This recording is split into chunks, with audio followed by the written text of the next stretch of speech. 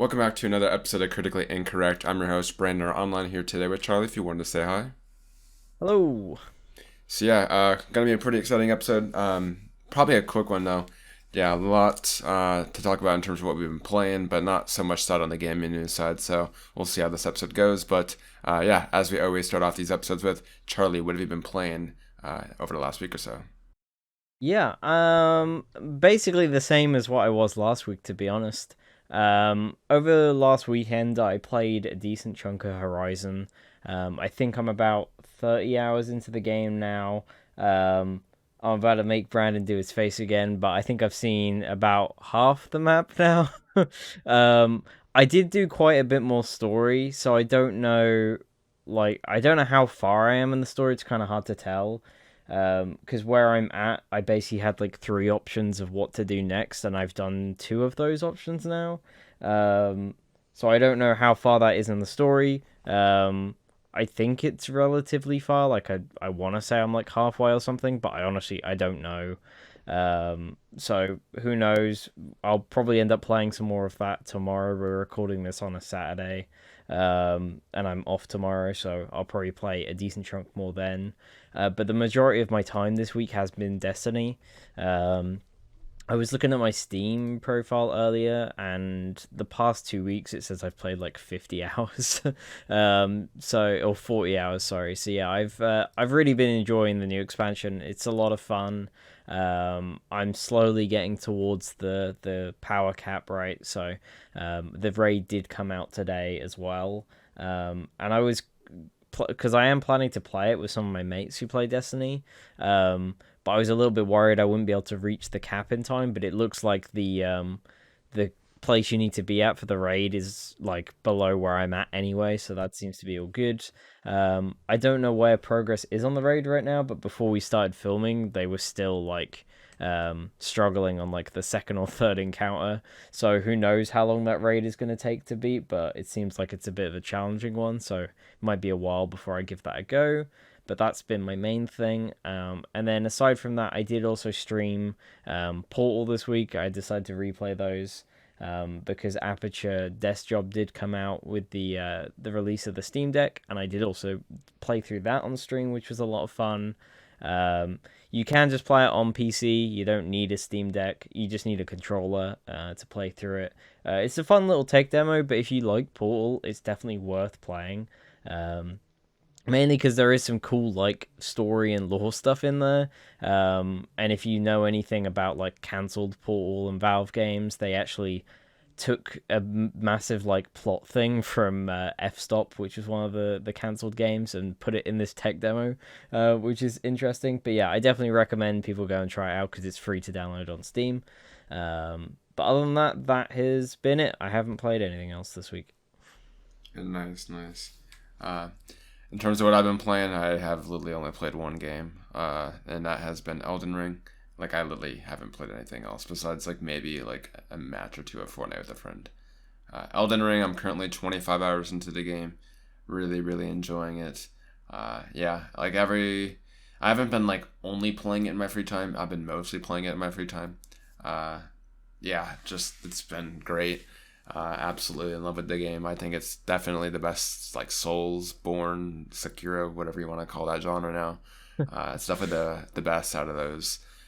It's just, I don't know, like it's just crazy how big this game is. Like this game could have literally been half the size, and it would have been like still like an evolution for them. But the fact that they went as far as they did in terms of how big this world is, like I'm still finding like random shacks that will have like an elevator that goes down for like crazy a long amount of time. Like there's so many secrets to this game. It's just been so fun. Combat is really really fun. It's a lot more aggressive than other games. Like it's probably the most aggressive one since like Bloodborne, I'd say. Sekiro is a weird one because obviously the combat's a bit different there. But yeah, it's definitely very very fun.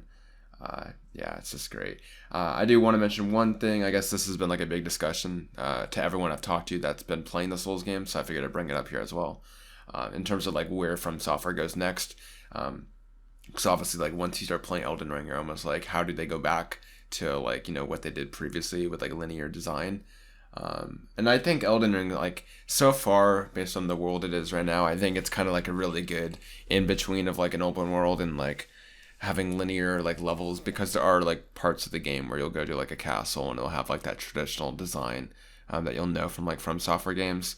But then obviously it's like surrounded in these like huge open worlds, which will have like secret caves and stuff like that. And I like the idea of like their games going forward having, accessibility in terms of like not being stuck on like one certain boss, right? So it'll be interesting. But yeah, as anyone has seen the conversation for this game, it's just been a lot of praise. There's also been like weirdly a lot of like concerns over accessibility, which depends on like the context on what you're talking about, because obviously everyone has different thoughts on that. But just like Sekiro did like a few years ago, that's been brought up again with From Software. But yeah, overall I've been having a blast. Definitely great. Definitely recommend anyone that hasn't picked it up yet. If you do like that kind of game, pretty sure if you already do like that kind of game, you're already playing it, right? But yeah, it's a good one for sure.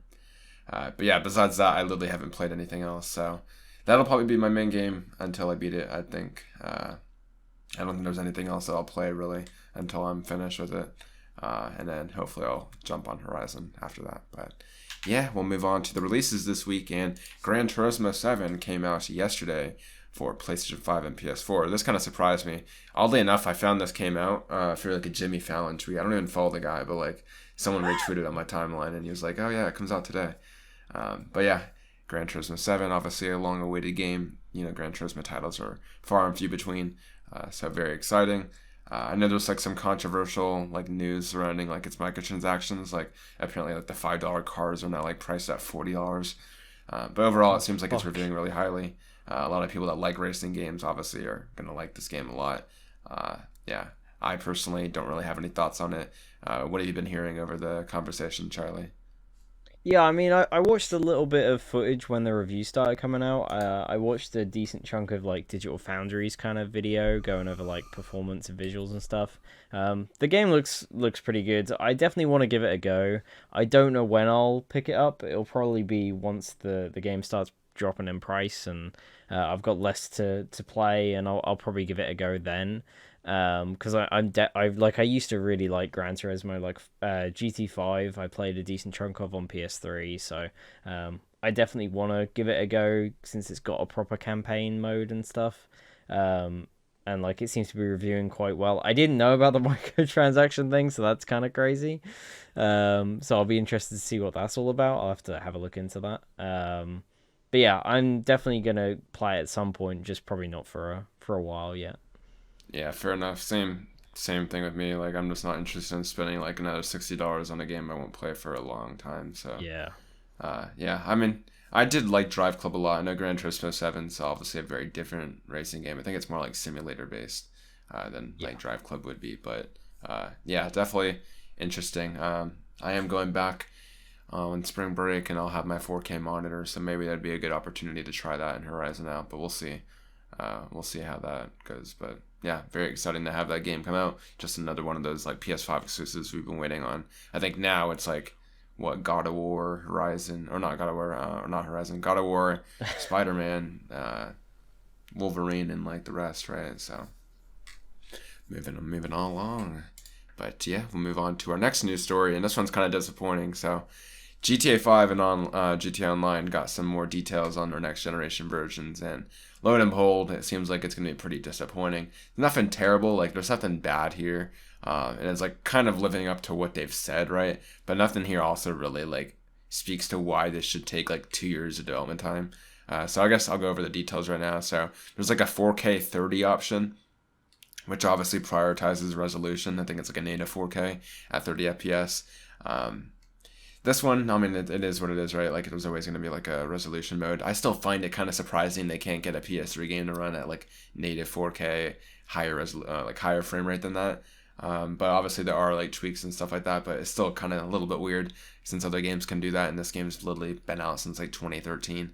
And then there's like a 4K 60 upscaled mode, so this is obviously an upscaled checkerboard 4K resolution, and obviously prioritizing frame rate at 60 FPS. Yeah, just like very like, I don't know, borderline upgrades in my opinion. There's also like good comparisons you could find online for like tweets that will show the differences off, and I think Charlie, you kind of put it best. So, like, it looks like the PC version of the game. Like, that's plain and simple what it looks like. It doesn't look like they did anything drastic.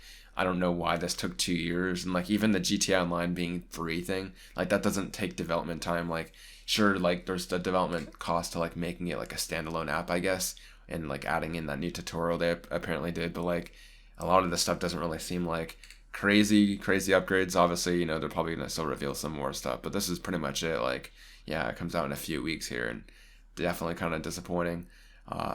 I know it's like a paid thing, right? So that's kind of disappointing considering they're charging money for this. Yeah, it's just kind of like lazy, in my opinion. Like they're just trying to like triple dip because they know people will buy it. I honestly don't even think I'll buy this, to be honest. Like I'm not really itching to play a GTA 5 again or even GTA Online because that game's super grindy. Like I don't know. Like I used to like be really into GTA 5. I played it back on the PS3, PS4, and even PC.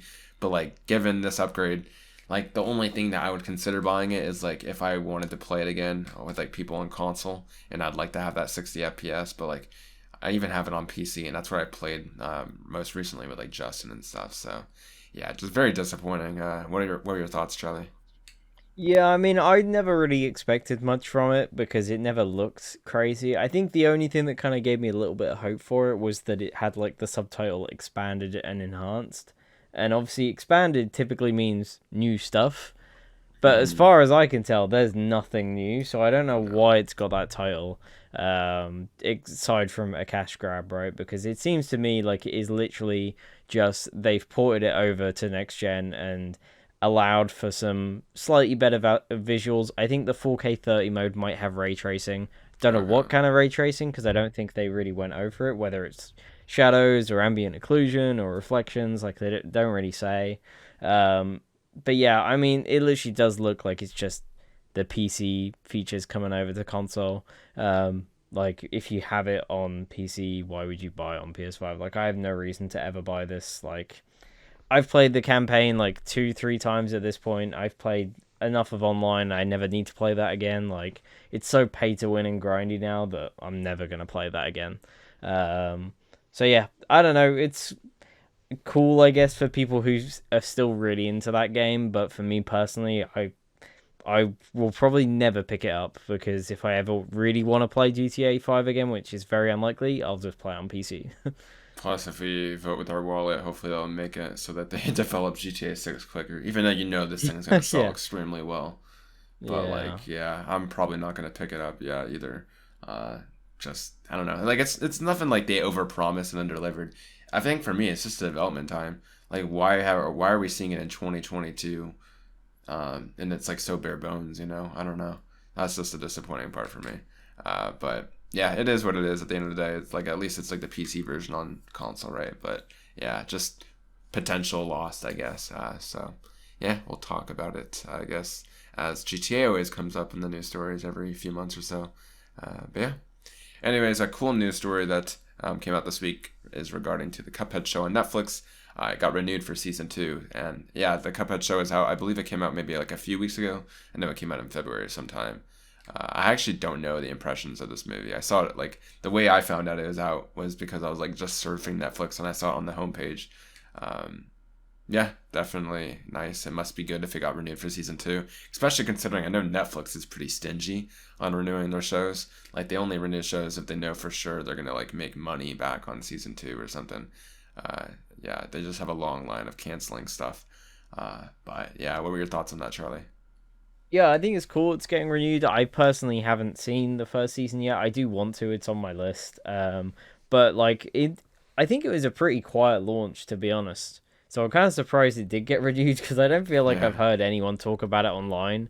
The only like way I knew it was out is one of my mates from work mentioned that they'd been watching it, recommended it, but that was literally it. So yeah, I definitely want to give it a watch. I imagine they're not very long episodes, right? Because it's a cartoon. I assume they're quite short, little like short episodes. So yeah, I definitely want to watch it. It's cool that it's getting renewed. But I need to get around to it. I quickly looked up the IMDb score. It has like a 7.7 out of 10 and like a 67% on Rotten Tomatoes. So like I'd say good. It's Uh, decent, yeah. yeah, decent ratings. Nothing like crazy, but nothing like bad. So yeah, that's cool. I definitely kind of want to watch that as well. Like it'd just be such a fun light watch to have something on in the background, right? and I love that art style. It reminds me of just like the old Mickey Mouse cartoons, which is obviously what they're going for, that old animated style. So yeah, I'll definitely have to check that out. But yeah, we'll move on. This new story is a very exciting one for me, and that is the fact that Housemarque is apparently working on a new IP for their next game. This one isn't really surprising, just because if you look at Housemarque, like they always just jump from like new IP to new IP. That's just kind of how their studio rolls, right? But it's just very exciting, obviously, given the fact that they have the budget behind, with Sony now. So I'm guessing this is going to be on the scale of like a Returnal or more. And this is nice to have it be a new IP. I think it's no secret that I've been like very vocal on like the state of PlayStation first party studios and how like we're getting a lot of sequels that's like, based on like really good established IPs, and financially, it makes the most sense to do sequels, but it's also just the least interesting as a fan because I know what I'm going to be expecting. So yeah, I'm just very excited that, they're allowed to do a new IP and that they're going to be having the budget of, Sony behind them. Speaking of which, I still got to finish Returnal. I always blame myself for like switching different games, but I actually blame like the PS5 for this case because I like got my save corrupted like twice. I remember I got near the end on like a live stream, and then like my save ended up corrupting because like my PS5 didn't turn off right or something like that. It was like something where it like crashed or something. So yeah, I was like right near the end of that game, and I still like just don't feel like going back because I've already revisited it. So like I'm just going through stuff I've already been through. But yeah, very, very happy for Housemarque. Glad they're working on a new IP. What are your thoughts on that, Charlie? Yeah, I think it makes a lot of sense they're doing a new IP, right? Like they have a pattern of that. They don't really stick to the same thing. So I'm definitely looking forward to it. I still need to go back and finish Returnal at some point. I think you do too, right, Brandon? Like I don't think either of us beat that game.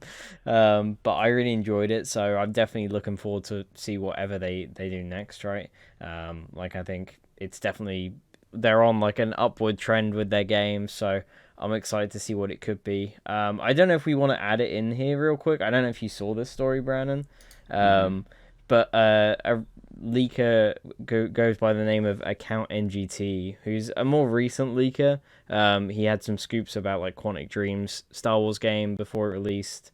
And some stuff on BioShock that was corroborated by other people, but he's been saying that he's heard that Suckerpunch alongside Ghost are working on a new Infamous and Sly Cooper game, and that one of them is in like super like deep development, and that he's been hearing there's a state of play happening this month as well.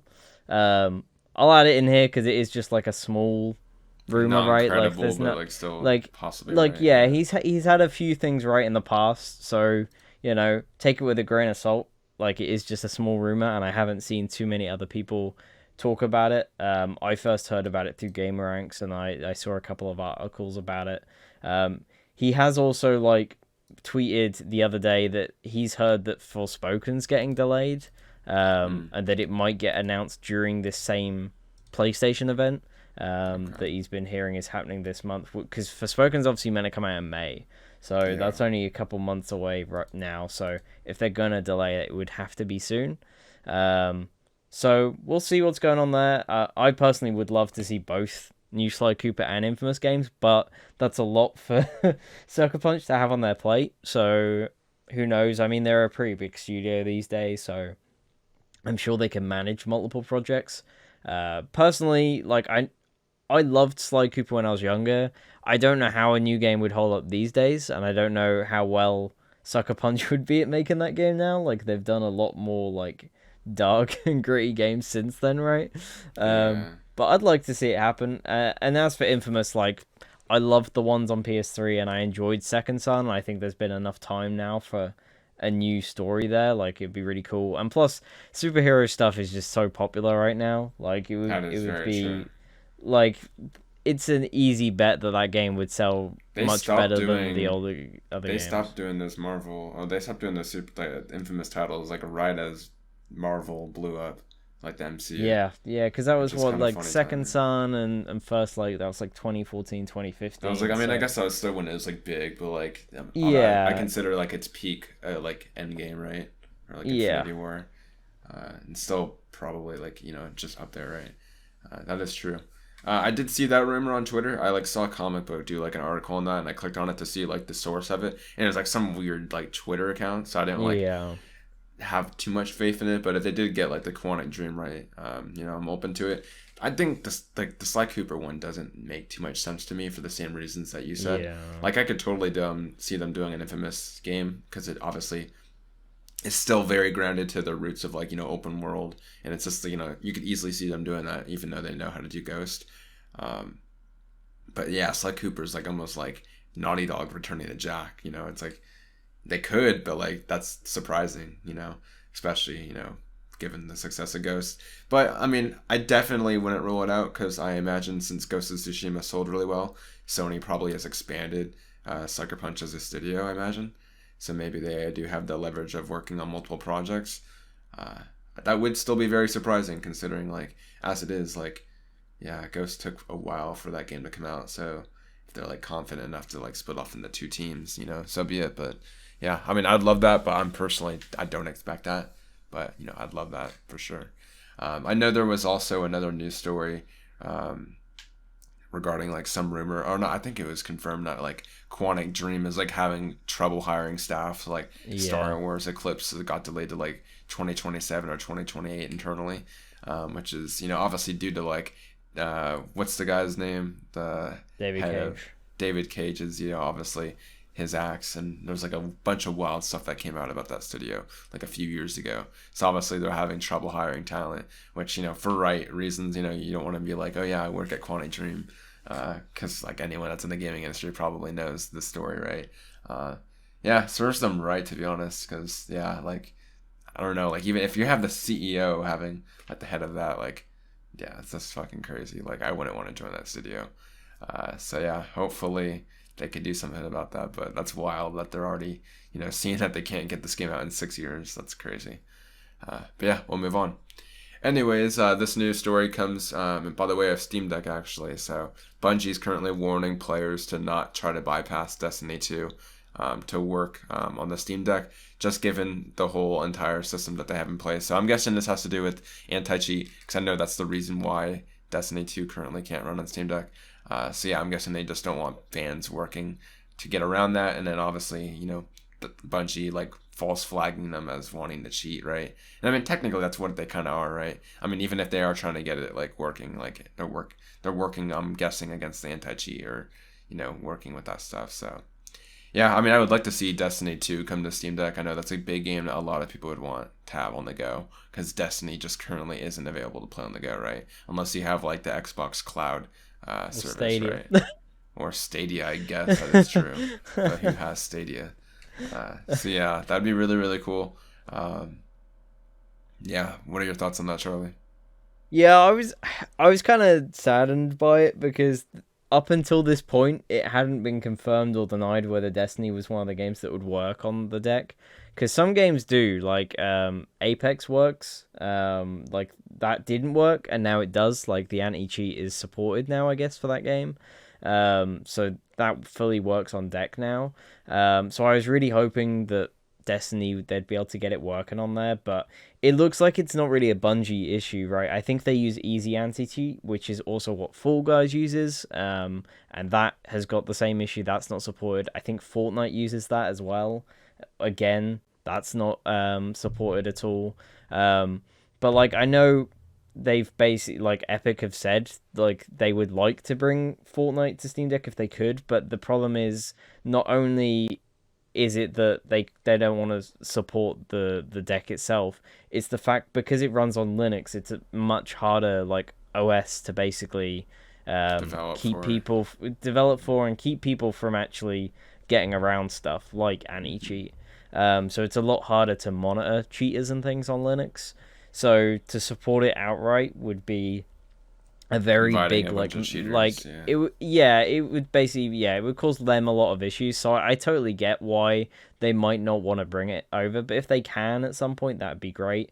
Bungie basically said like if you want to play Destiny on the Steam Deck, the only like legal way, I guess, without getting your account banned would be to install Windows on there.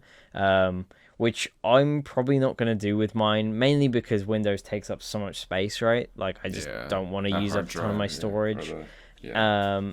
so that, as well as the fact that the Steam OS works so well with that hardware, getting Windows up and running on that thing, like I imagine to install it's quite easy, but then all like the troubleshooting of it actually working properly on the Steam Deck is probably going to be quite annoying. So I don't really want to have to deal with all that stuff. So hopefully they can work around it at some point, because I'd love to play it on the go, right? Like I think it's a great game, and it's one of the biggest like multiplayer games on PC these days. So it would be like a hard choice for them to not try and get it working on there. But I think one day it like they'll get past all these anti-cheat issues. I know Valve said that like they're trying their best to work with the anti-cheat teams to get it supported on Steam Deck, and I know they have obviously managed to get some working on there. So hopefully one day it does, and it's sooner rather than later. But for now, unfortunately, it's not going to happen. Yeah, I definitely would love to see that come. Just easy anti-cheat, because obviously I'm sure they want it to, because then, they'll sell more, because people will be able to play Fortnite, Fall Guys, and Destiny 2. Those are like very big multiplayer games. Yeah.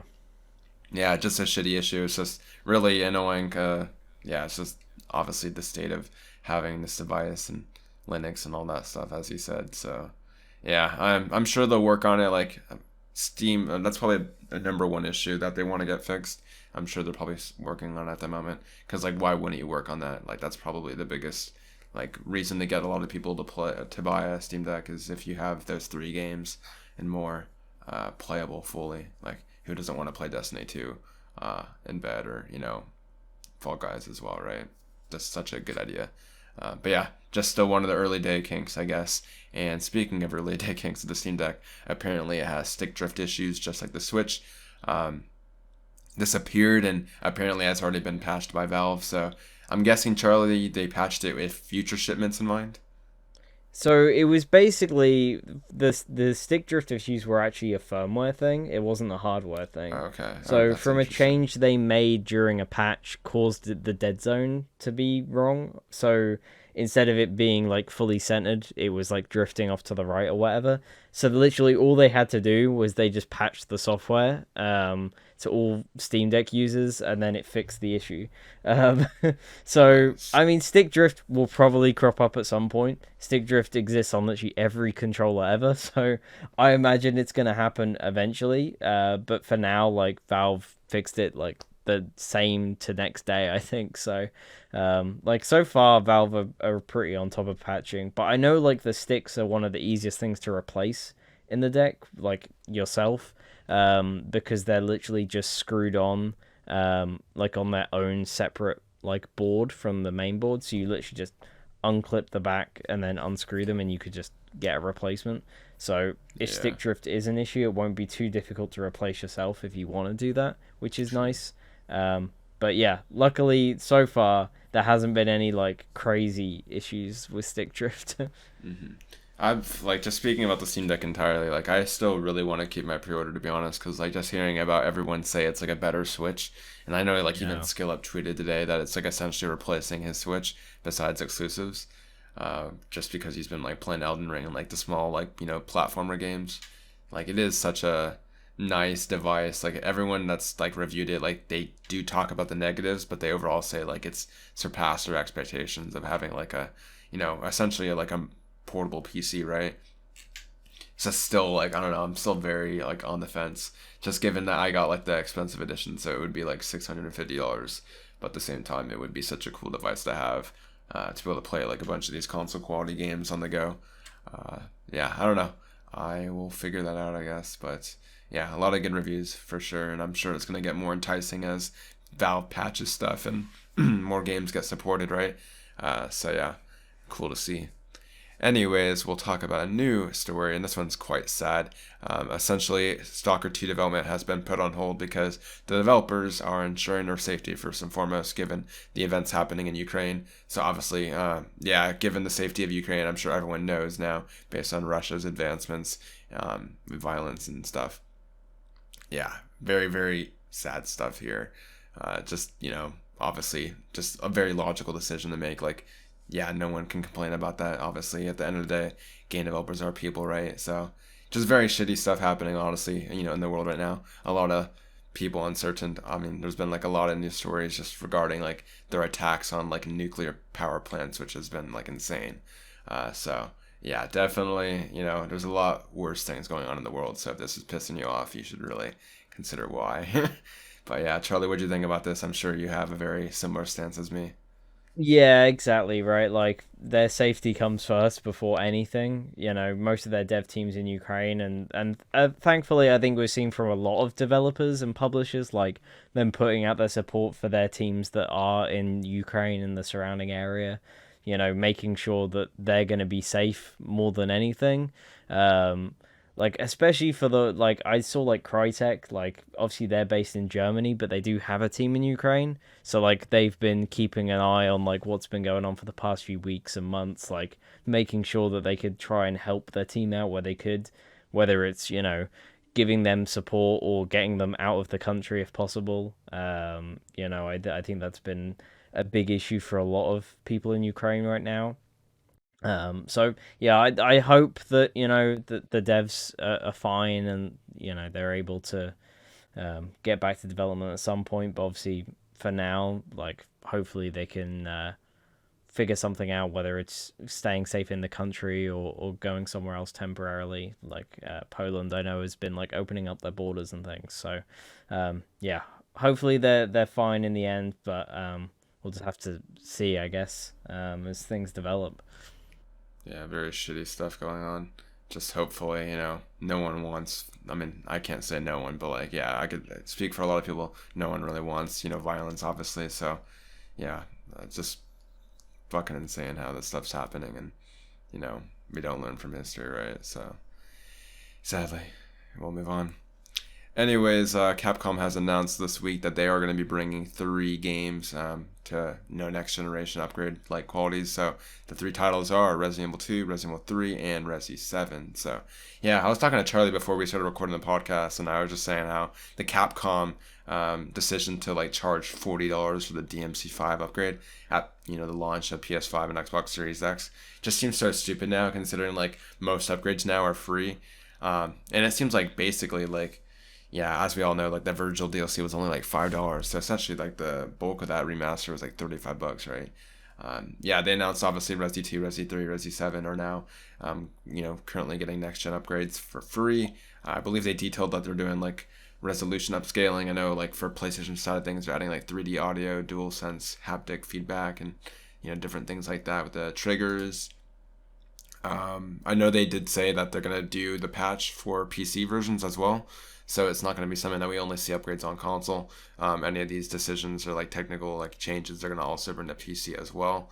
I know ray tracing was one of those as well, higher frame rates. In terms of which ones I'm looking at picking up or replaying, I own all the games, but I actually haven't played Resi 3 yet. I just never got around to playing the Resident Evil 3 remake just because it's a lot more action focused, so it's never really like caught my attention. I think I'm going to hold off on playing Resi 7 again just because I played it last year. So probably Resi 2 and Resi 3 are the 2 games I would probably try with this new remaster. Mainly Resi 3, obviously, given it's a new title. So yeah, what'd you think about that, Charlie? And are you planning on trying any of these next-gen updates? I think it's cool that they're finally happening. It would have been nice if they managed to get this stuff out before Village last year. Yeah. Because obviously I think we both replayed 7 before Village came I out. played 7 for the first time, actually, yeah. Oh yeah, damn. So like we both played that before Village came out. Like it would have been nice to have it then. I don't own 2 or 3 on PlayStation. I own both of those on PC. But I mean, I probably won't replay those. 3 I only played for the first time end of 2020. Like I picked it up for like £10 or something, like really cheap, just because I didn't want to buy it when it first came out for the length of it. It was okay, but it wasn't anything crazy.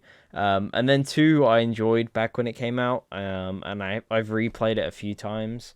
But yeah, I probably won't go back to them, but it's cool for people who want to go back or play it for the first time.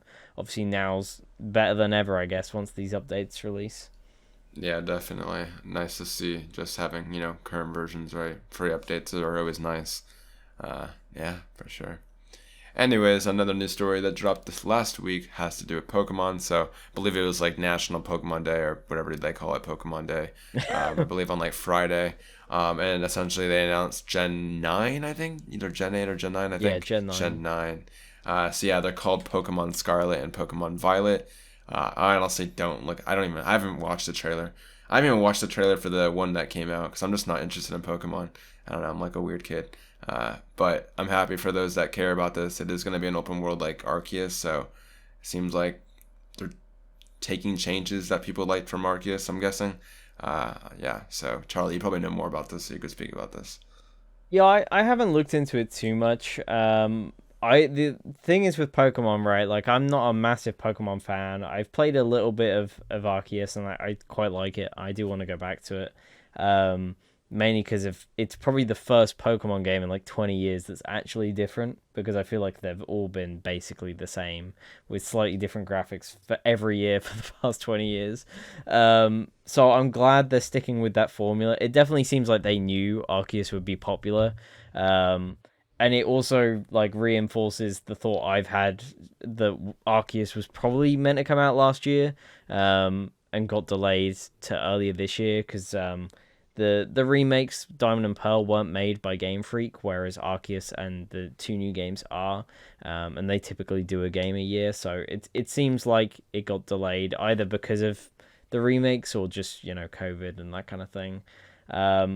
But I typically don't look into too much Pokemon, but I work with two people who are super into Pokemon, so they tell me all about that stuff all the time. They're pretty excited about it, especially after Arceus.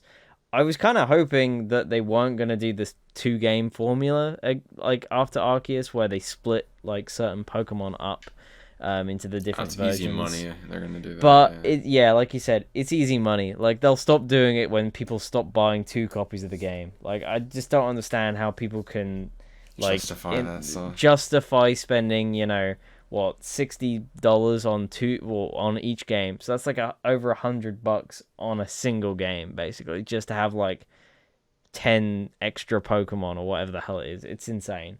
I get it if you have like a partner or a friend or whatever, that one of you buys one and one of you buys the other. Like the two people I work with, they do that. Makes sense, because then you're both just buying 1 copy and you just transfer like the Pokemon and stuff. It looks pretty cool. It's very clear they're running out of like matching colors or whatever, because Scarlet and Violet they're not opposites or whatever. Yeah. So they're definitely running out of patterns now, which is quite funny. But yeah, I don't know whether I'll get it or not. Like I'll probably hold off. Like I'm enjoying what I've played of Arceus, and I'm sure it'll take me a while to get like through that game. But I think for me, Pokemon is one of those games I'll probably only play one every few years, because they're all very much similar gameplay, and I think I'd just get burnt out if I just played them every year or something. But the new ones do look interesting. I'm glad they're sticking with like the open world like thing they're doing with the more recent ones. So yeah. Yeah, I did have your thoughts on that. I picked up Pokemon Sword when it came out, and I played only like the first 2 hours because I was essentially just running around this forest. I'd get into a fight, and then I'd like one hit the guy or two hit the guy, and I wouldn't even take any damage. And then it was just rinse and repeat. And like I played SMT, where it's like essentially the same like gameplay loop as Pokemon, but obviously like for I hate using this term, but for like people that play like games on like a regular basis, right? So like it's more difficult and more expected that you know how to play games, right? Obviously Pokemon's being purchased by kids as well, so it's like watered down. So it's always hard to play because I just feel like I'm playing a worse version of like SMT, especially with like the character looks as well. I mean, not like that's a subjective thing since it's like a different art style, but like yeah, it's like hard for me to play that stuff after SMT, but still like no disrespect, obviously, probably would like it more if I played as a kid. I just never played Pokemon as a kid, even though I had a DS. It's so weird. I just never really was interested in it, but happy for those that care. And yeah, we'll end off with our last news story, and I guess Charlie, I'll let you talk about this since you know more information than I do. Yeah, so much like the series that came out last year, Fortnite's doing like another collab, but this time they're doing a comic series with Marvel, They did one last year with Batman. It was like I think it was 6 issue run. It was like a tie-in comic with the game, right? Like nothing was really happening in the game at the time that connected it up, but there was little things here and there. But it crossed over like some of the characters with DC stuff, and then each issue you'd get like cosmetics in the game. They did also do like a one-shot comic a few months later, which tied in more with the story. But they're basically doing the same thing again, this time with Marvel characters. They haven't really revealed too much, but judging by the image they showed, it actually seems like it might be some big story stuff. It looks like another member of like the Seven, if people are into Fortnite lore, appears in this comic that hasn't been shown before, which is pretty cool. I'll probably end up picking it up just because I enjoy Fortnite. I like comics, and I think Donald Mustard's actually a really good writer. I really enjoyed the Batman like mini series he did. So I'm excited to see how this turns out. I'll definitely be giving it a read. I think it's like June, July it comes out. So yeah, but they haven't really said too much about story or anything quite yet. But again, you'll get like free cosmetics with each issue as well, just like the Batman one. Nice, nice. That's cool that it collides. I know that I was like looking on some panels of the Batman comic.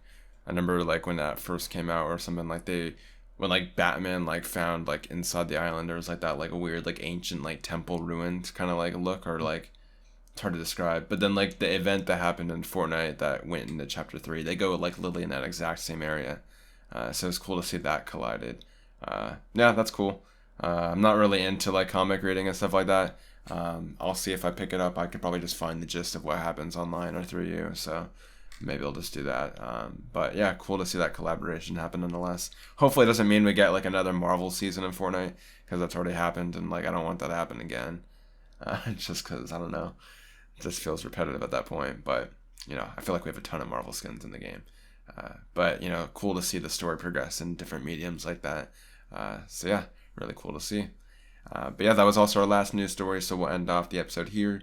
And yeah, thanks for joining me, Charlie, once again. And to everyone watching, thanks for watching. We'll see you next week for episode 61. Take care. See you later.